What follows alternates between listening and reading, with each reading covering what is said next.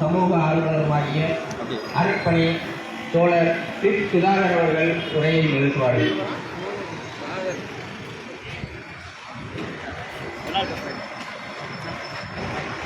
வக்ஃபு திருத்த சட்டத்தை திரும்ப பெறு என்ற இந்த கோரிக்கையை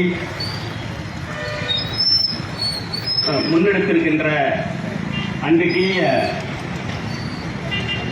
இந்த கூட்டத்தினுடைய தலைவர் மைதீன் பாஷா அவர்களே, என்னை இந்த இடத்திலே பேச வேண்டும் என்று அன்பு அழைப்பு விடுத்த மருதநாயகம் மக்கள் கட்சியினுடைய தலைவர் தமீம் அன்சாரி அவர்களே, எனக்கு முன்பு இங்கே மிக அருமையாக இந்த சட்டம் எவ்வளவு, இது சட்டமே அல்ல, இது ஒரு காலித்தனம், இந்த சட்டம் என்று சொல்வதற்கு எந்த அருகதையமற்றது என்பதை எனக்கு முன்பாகவே வலியுறுத்தி சென்றிருக்கிற நண்பர் சேட் அவர்களே, தோழர் காளிமுத்து அவர்களே, எனக்கு பின்பாக உரையாற்ற இருக்கின்ற காத்திருக்கின்ற அன்பு நெஞ்சங்களே, இந்த நேரத்தில் நாம் நாடு பதட்டத்தை நெருக்கடியை சந்தித்துக் கொண்டிருக்கிறது.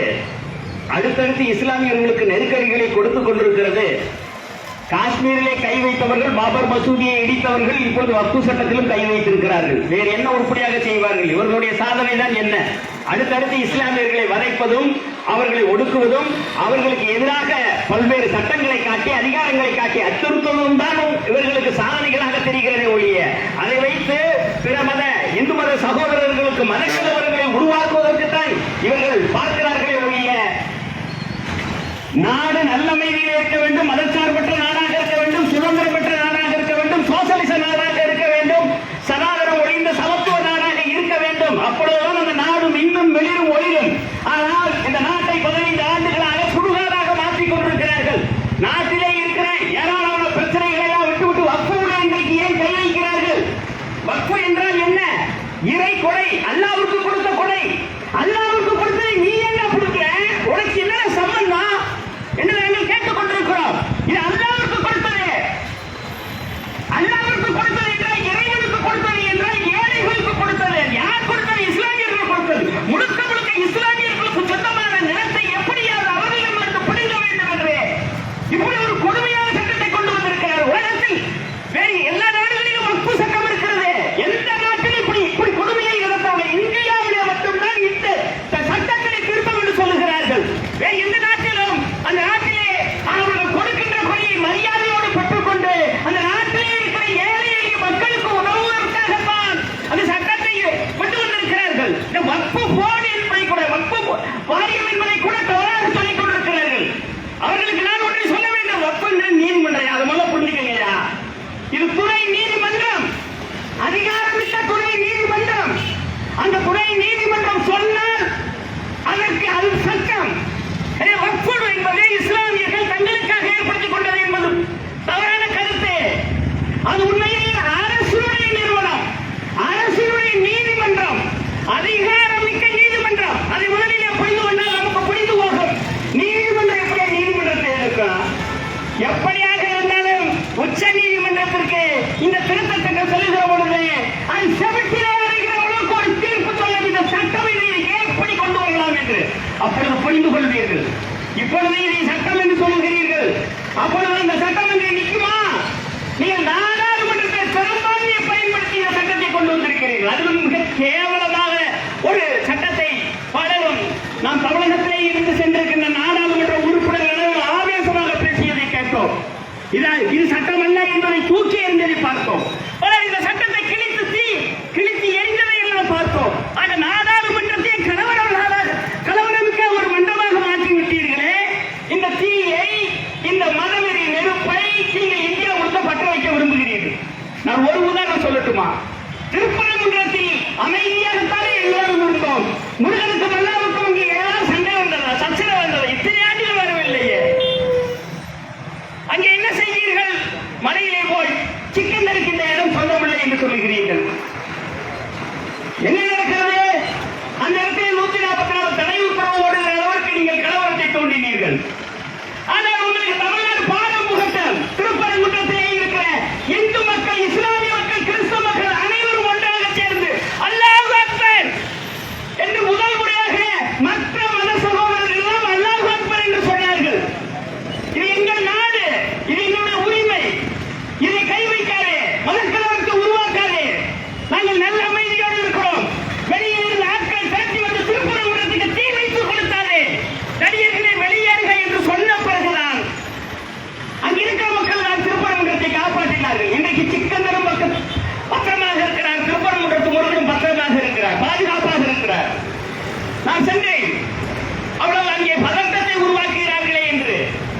அந்த இடத்திற்கு சென்ற பொழுது காவல்துறை நண்பர்கள் அந்த இடத்துல சிரித்த முகத்தோடு வரவேற்றார்கள்.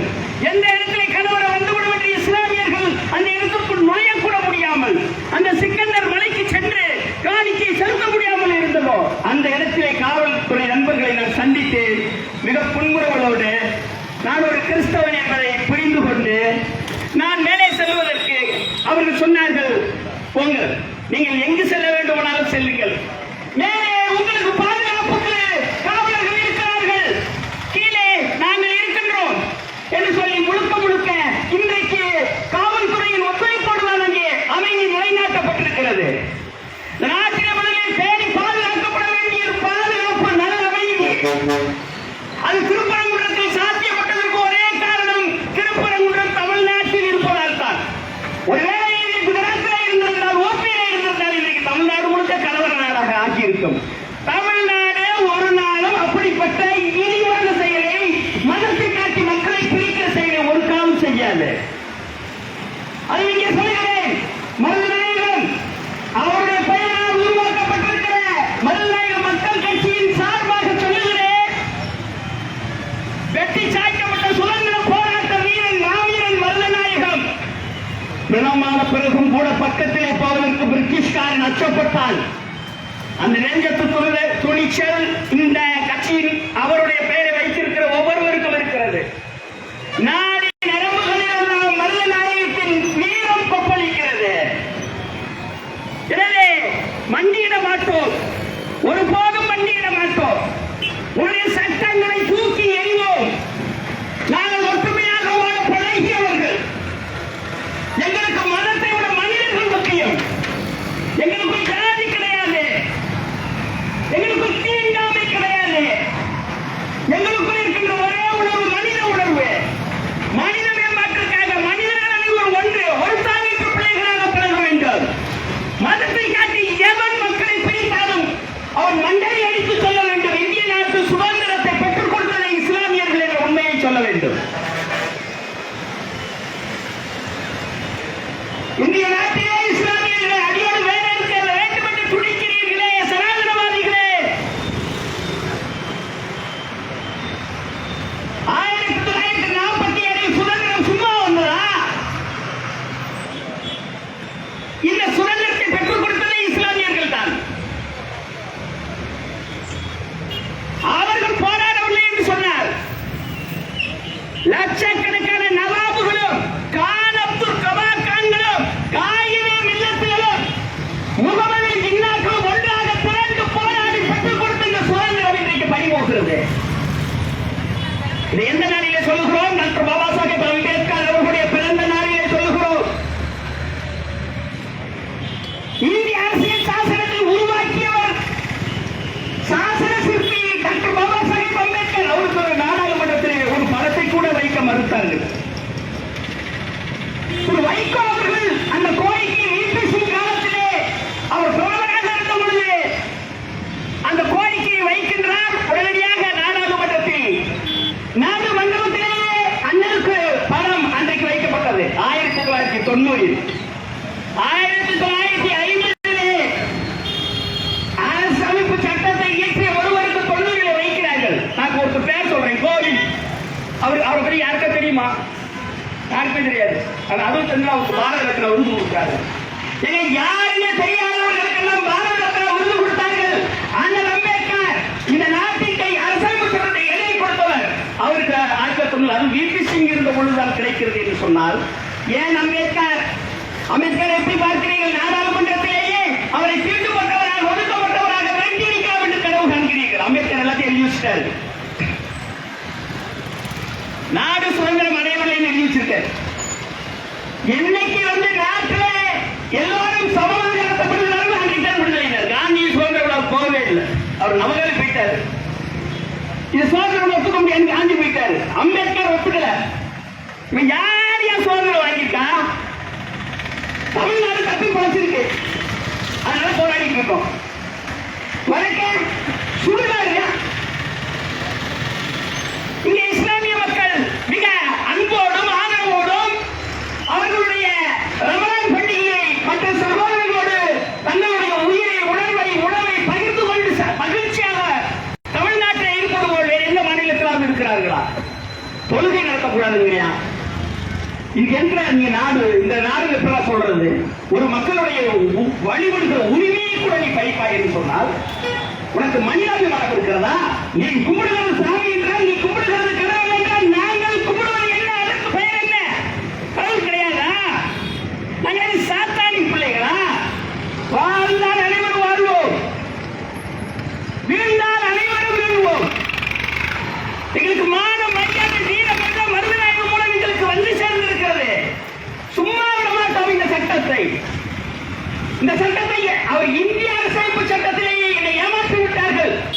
என்னை குதிரையை போல் என்னை சவாரி செய்து சட்டத்தை எழுதிவிட்டு என்னை கலட்டி விட்டார்கள் என்று பாபா சாஹேப் அம்பேத்கர் புலம்பினார். ஏன் சட்டமேறிய சட்டமானது 389 பேர் சேர்ந்து இந்திய அரசமைப்பு சட்டத்தை இயற்றினார்கள்.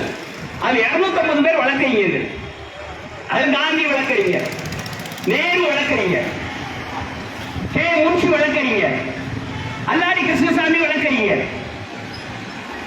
250 வழக்கறிஞர்கள் இருக்கிற பொழுது வழக்கறிஞராக அம்பேத்கர் மட்டுமே போய் நீங்கள் மட்டும்தான் சட்டத்தை நிறைவேற்ற முடியும், நீங்களே தலைவராக இருங்கள் என்று அத்தனை பேரும் அன்றைக்கு சொல்லி கேட்டுக் கொண்டார்கள். கேட்டீர்கள் அல்லவா? அம்பேத்கரை விட்டால் இந்த நாட்டிலே சட்டத்தை எழுதுவதற்கு ஒரு நாதி கிடையாது. அதனால் தான் அவர்கள் ஒப்படைத்தார்கள். அன்னைக்கு பத்திரிகை எழுதினாயா, உலகத்தில் இருக்கிற 6 சிறந்த மூளைகளில் ஒன்று அம்பேத்கர் என்று. அந்த அண்ணனை இங்கே எப்படி நடத்துகிறோம்? அவருடைய பிறந்த நாளிலே நான் நேற்று திண்டுக்கலை சுற்றி இருக்கிற எல்லா பகுதியையும் சுற்றி பார்த்தேன். எங்கு பார்த்தாலும் அந்த அம்பேத்கருடைய படங்கள். எங்கேயா போனீங்க? எப்படியெல்லாம் அவரை அடக்க வேண்டும், அவருடைய படத்தை கூட நாடாளுமன்றத்தில் வைக்கக்கூடாது, தீர்த்துப்பட்ட மக்கள் சேரி மக்களின் தலைவர் என்று அவரை சொன்னீர்களே. இன்றைக்கு எங்கு பார்த்தாலும் இன்றைக்கு அவருடைய பெயரை உச்சரிக்க வைத்திருக்கிறவர்கள் தாழ்த்தப்பட்ட மக்கள். அவர் அண்ணல் அம்பேத்கர் கேட்டுக்கொண்ட கற்பி ஒன்று சேர் போராட புரட்சி செய், அந்த மாபெரும் புரட்சியாளர் அவருடைய நெருப்பு நூல்கள் மூலமாக தாழ்த்தப்பட்ட மக்களுடைய விடுதலை பேரொளி வாயிலாக அனைவரையும் சென்றடைந்தது. அவர் எதற்காக தன்னுடைய பதவியை ராஜினாமா செய்தார்? பிற்படுத்தப்பட்ட மக்களே, உங்களுக்கு மனசாட்சி இருக்கிறதா? பிற்படுத்தப்பட்ட மக்களுக்கு ஏன் இடஒதுக்கீடு இல்லை என்று கேட்டு தன்னுடைய மந்திரி பதவியை ராஜினாமா செய்த ஒரே அமைச்சராக அண்ணல் அம்பேத்கர் இருக்கிறார்.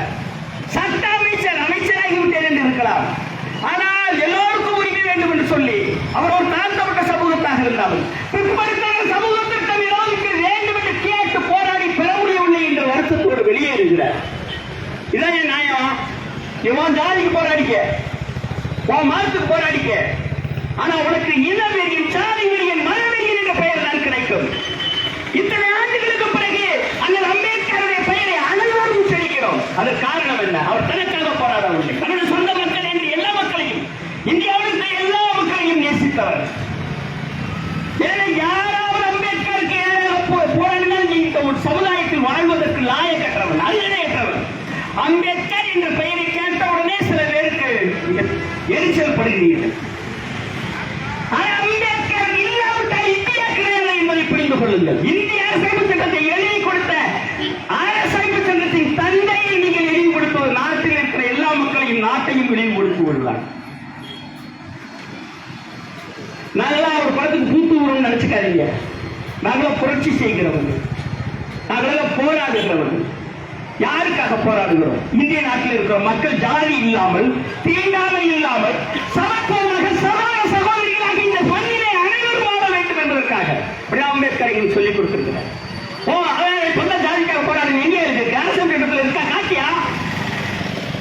இப்படி ஜாதி வெறி முடிச்சு மத வெறி முடிச்சு அலையிலேயே சொல்லியா? அரசமைப்பு சட்டத்தில் அந்த 2 வார்த்தையும் இல்லையே. எல்லோரும் சமம் என்று நினைக்கிறது. We the people of India என்றுதான் ஆரம்பிக்கிறது. இந்திய மக்களாகி நாம் இன்றுதான் இருக்கிறது. அதுல எந்த மதம் கிடையாது, எந்த ஜாதியும் கிடையாது. அம்பேத்கர் எழுதி அப்படி எழுதி வைக்கிற இன்னைக்கு என்ன மாத்திர, இன்னைக்கு அரசமைப்பு சட்டத்தை மாத்திர இந்திய மக்களாகி நாம் சொல்றது ஒரு பெருமை இல்லையா? என் ஜாதிக்காரர்களை வாங்குற உரு தெரியாமல் அழிந்து போவீர்கள். இந்த நாட்டிலே சனாதனம் ஒரு காலம் இல்லாது என்பதற்கு அண்ணல் அம்பேத்கர் தான் அடித்தளம். சமத்துவம் தான் வெல்லும்.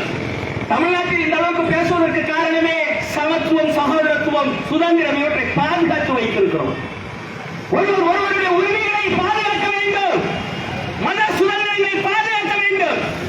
யாரும் யாருக்கும் அடிமையும் அல்ல, யாரும் யாருக்கும் ஆதிக்கம் அதிகாரம் செலுத்துவதும் அல்ல. நாம் எல்லாரும் சமம், நாம் எல்லாரும் இந்த நாட்டு மக்கள், எல்லோரும் ஒன்று, ஒரு தாய் வீட்டு பிள்ளைகள். அந்த உணர்வு வந்தாலும் இந்த நாட்டை யாராலும் காப்பாற்ற முடியாது. இந்த 15 ஆண்டுகளே நடுவர் அரசு இந்த நாட்டை மதவெறி நாடாக, சுடுகாடாக மாற்றிவிட்டது. இன்னும் நீங்கள் இஸ்லாமியர்கள் அடக்கலாம் ஒடுக்கலாம் என்று கனவு காணாதீர்கள். நீங்கள் பார்த்திருக்கிற சட்டம் நீங்கள் காலியை ஓட்டுக்கிற செருப்புக்கு சமம். நினைக்கிறோம். ஏனென்றால் ஒரு சட்டம் இன்றைக்கு இஸ்லாமியர்களுடைய சட்டத்தை, இஸ்லாமியர்களுடைய சொத்துக்களை கை வைக்கிறாய். அது என்னது? 5 வருஷம் ஆனவங்க தான் வக்ஃபுல நிலத்தை கொடுக்க முடியும். என்ன சட்டம் போடுற நீ போடுற சட்டம்? இதுல இனிமேல் வந்து இஸ்லாமியர் எல்லாரும் வக்ஃபு போர்டுல வருவாங்க. வந்து பாரு, வந்து பாருடா. உனக்கு நீதிமன்றமே தெரியலையா? நீ போட்ட சட்டம், அந்த சட்டத்தை என்ன இத்தனை வருஷமா அந்த சட்டத்தில் என்ன எழுதியிருக்கு? இஸ்லாமியர்கள் மட்டும்தான் அது உறுப்பினராக இருக்க முடியும். ஏன் அது அவங்க வந்தா இல்லையா? அது அல்லாஹ்வோட பிரச்சனை, இஸ்லாமியரோட பிரச்சனை. இஸ்லாமியன் தான் அதை பத்தி பேசணும். நீ ஏன் மூக்க நினைக்கிற?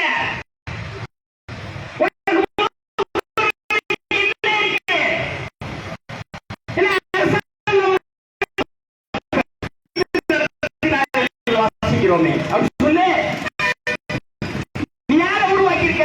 எனக்கு முன்னாடி பேசின நண்பர்கள் சொன்னாங்க, கோல்வால்கருடைய வாரிசுகள் மதங்களை உருவாக்குவதை மட்டும்தான் உற்பத்தி செய்கிறார்களோ ஒழிய, பிரிட்டிஷ்காரர்களுடைய கால் செருப்பு நக்கிகளாகத்தான் இருந்தார்களே ஒழிய வேறு உருப்படியாக அவர்கள் ஒரு தலைவர் கூட வரவில்லை. சுதந்திர போராளி இன்னைக்கு இந்த சட்டங்களை, அவங்க போட்ட சட்டங்களை கை வைக்கிறீங்க. நீ என்ன சுதந்திர போராளி? ஒருத்தர் சொல்லு.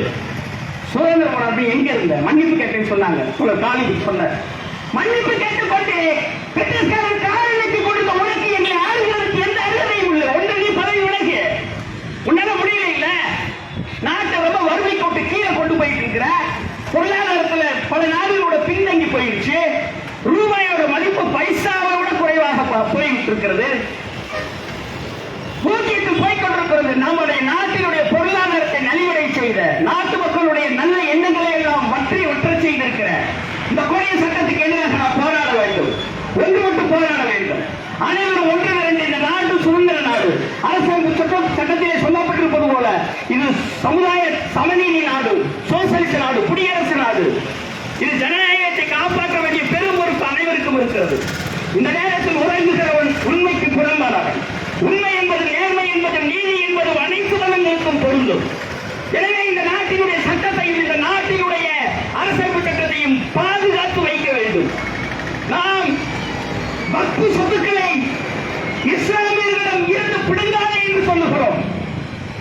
நான் கேட்கிறேன், இஸ்லாமியர்களுக்கு வேற யாராவது இந்தியாவில் ஏழைவாளைகளுக்கு நன்மை செஞ்சிருக்காங்க? ஒருத்தர் கிடையாது. அவங்க கையில இருக்க நிலம் உறுப்பு அவங்க கையில நிலம் கிடையாது. அவங்க கையில இருக்கிறத நீதிமன்றத்தின் மூலம் அந்த நிலம், அதுல இருந்து வர வருவாய் எல்லாம் ஏழைகளுக்கு போகுது. சொல்லு, நீ யாருக்கா ஏழைகளுக்கு திட்டம் இருக்க சொல்லு. நல்ல திட்டம். கிறிஸ்தவ மதத்துல இப்படி திட்டம்லாம் இல்ல. அப்படி திட்டம் இது இருந்து எல்லாருக்குமான ஒரு திட்டம்லாம் கிடையாது. இப்ப நான் கிறிஸ்தவ மதத்துல இருக்கிறேன், நான் ஒரு நிலத்தை கூடிய கடவுளின் பெயரால ஏழை மக்கள் கொடுக்கறதுக்கு ஒரு சட்டம் இல்லை. அதனால அங்க கூட அதிகாரத்தில் இருக்கோம், ஆதிக்கத்தில் இருக்கவங்க தான் அந்த நிலங்களை வைத்திருக்கிறாங்க. இஸ்லாமியர்களிடம் இருக்கிற இந்த வக்ஃபு சொத்து என்பது இறை சொத்து என்கிற இறைபயத்தோடு அனைத்து மக்களுக்கு பொதுவாக ஆக்கப்பட்டிருக்கிறது. துணை நீதிமன்றம் என்ற பொறுப்போடு கொடுக்கப்பட்ட, அதுக்குள்ள நீ மூக்கிட்டு நீ என்ன செய்ய போற? கலவரத்தை தான் உருவாக்கிக்க. ஆனால் ஒருபோதும் உங்களுக்கு நாங்கள் அடிபடிய மாட்டோம். ஜாதிய சனாதனத்தை, தீண்டாமை அடியோடு விரட்டி அடித்து ஜாதி தீண்டாமை அழுகிக் கொண்டிருக்கிற நாடு என்பதை மாற்றுவோம். சமத்துவ சமநீதி நாடு என்பது உலகத்திற்கு புகட்டுவோம். அதிலே தமிழ்நாட்டிலே இருக்கின்ற ஒவ்வொரு உள்ளமும் அதற்காக போராடும். மனிதநேய மக்கள் கட்சி இந்த போராட்டத்தில் தன்னை இணைத்துக் கொள்கிறது. நீதி வெல்லும், நியாயம் வெல்லும், உண்மை வெல்லும், சனாதனம் ஒழியும், ஆதிக்கம் ஒழியும். நடுவர் அரசின் இந்த சட்ட திருத்தத்தை அடியோடு புறக்கணித்து அடித்து நொறுக்கி இது மீண்டும் இஸ்லாமியர்கள் வசம்தான் இருக்க வேண்டும். அந்த வக்ஃபு என்கிற நீதிமன்றம் அது எங்கு சென்றாலும் நீதிமன்றத்துடைய சட்டம் சொல்லி உங்களோடு விடைபெறுகிறேன். நன்றி.